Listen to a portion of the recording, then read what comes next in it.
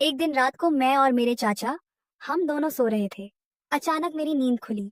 मैंने अपनी आंखें खोली और देखा कि विनोद चाचा अपने बिस्तर से उठे और कमरे से बाहर चले गए।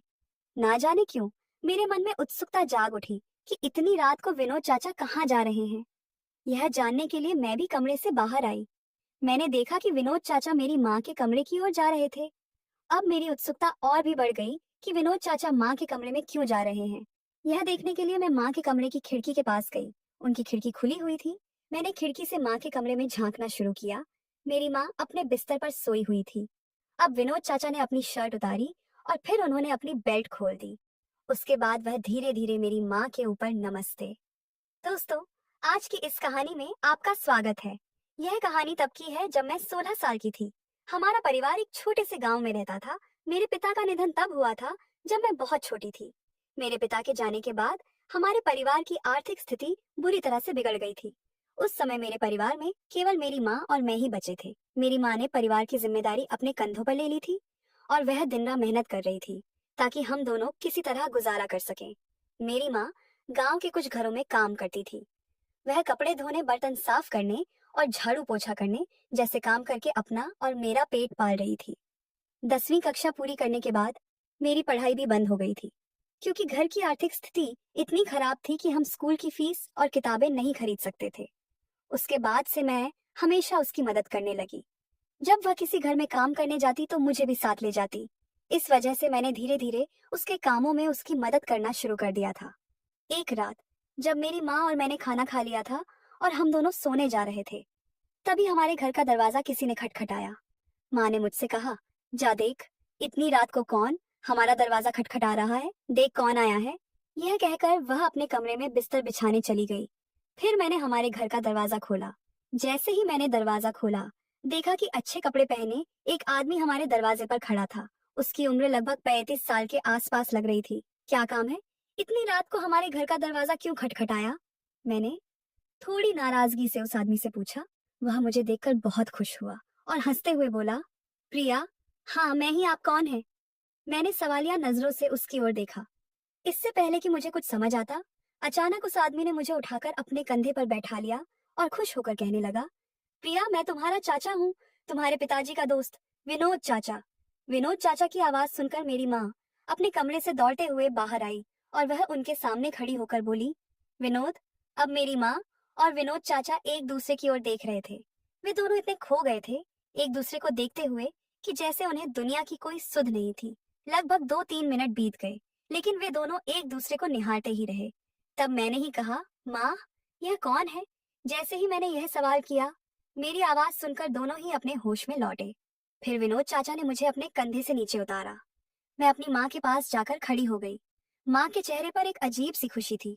फिर माँ बोली, प्रिया, यह तुम्हारे विनोद चाचा हैं। तुम्हारे पिताजी के बहुत पुराने दोस्त हैं। इन्हें नमस्कार करो। तब मैंने उन्हें नमस्कार किया और फिर वे हमारे घर में आए।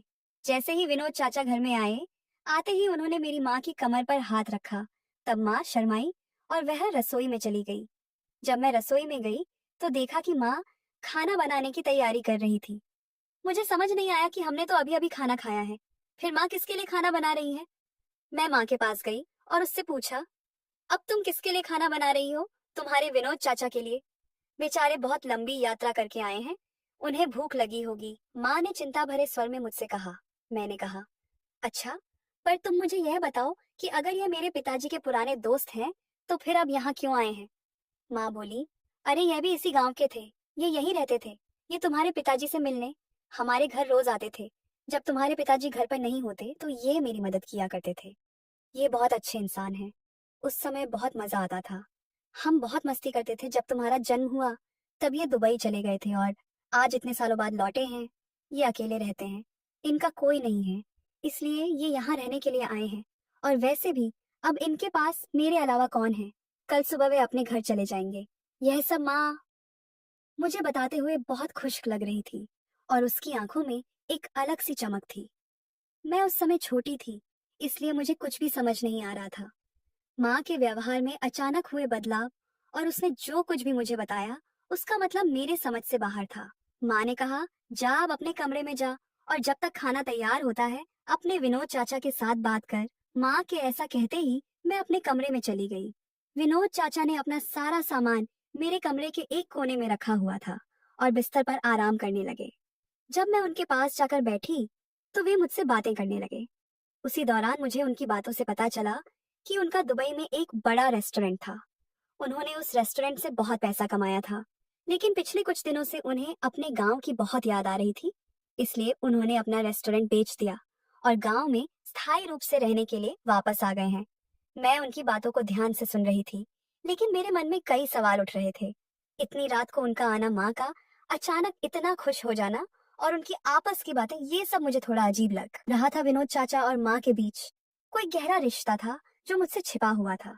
हम बात कर ही रहे थे कि अचानक उन्होंने मुझसे कहा, तू मुझे विनोद चाचा मत कह, सिर्फ चाचा कह। अब जब मैं उनसे बात कर रही थी, कुछ देर बाद मेरी माँ विनोद चाचा को खाने के लिए बुलाने के लिए मेरे कमरे में आई और उन्हें खाने के लिए बुलाकर वह रसोई में चली गई। विनोद चाचा के साथ मैं भी रसोई में गई। फिर माँ ने उनके लिए थाली परोस दी। फिर विनोद चाचा ने भरपेट भोजन किया और फिर वहीं बैठते हुए एक बड़ी जमाई ली। और फिर मेरी माँ से पूछा, संगीता तुमने मेरे लिए खाना बनाया, थक तो नहीं गई? माँ ने उनकी तरफ देखते हुए हल्की मुस्कान के साथ कहा, तब आपने मेरे लिए इतना किया था, मैं कब थकी थी जो अब कैसे थक जाऊंगी। उसके बाद विनोद चाचा हंसते हुए रसोई से बाहर चले गए।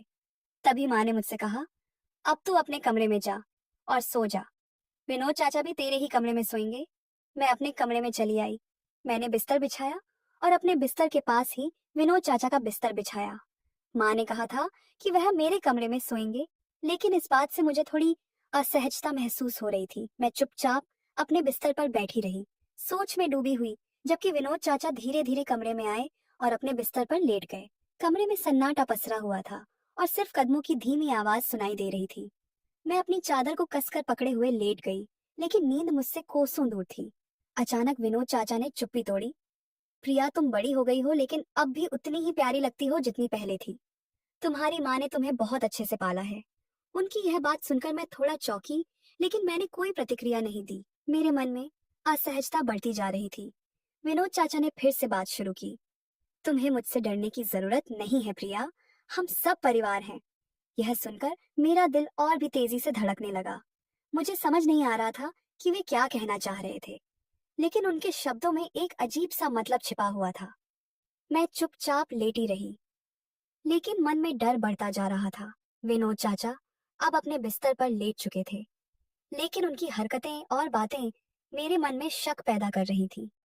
मैंने सोने की कोशिश की, लेकिन मुझे ऐसा महसूस हो रहा था कि कुछ गलत होने वाला है। रात के गहरे सन्नाटे में मुझे अपने ही घर में असुरक्षा महसूस हो रही थी। करीब 10 से 15 मिनट बाद विनोद चाचा उठे और उन्होंने कमरे का दरवाजा बंद किया। फिर उन्होंने कमरे की लाइट बंद की और अपने बिस्तर पर लेट गए। मुझे तुरंत नींद आ गई। कुछ समय बाद अचानक मेरी नींद खुली। मैंने अपनी आंखें खोली और देखा कि विनोद चाचा अपने बिस्तर से उठे और कमरे से बाहर चले गए।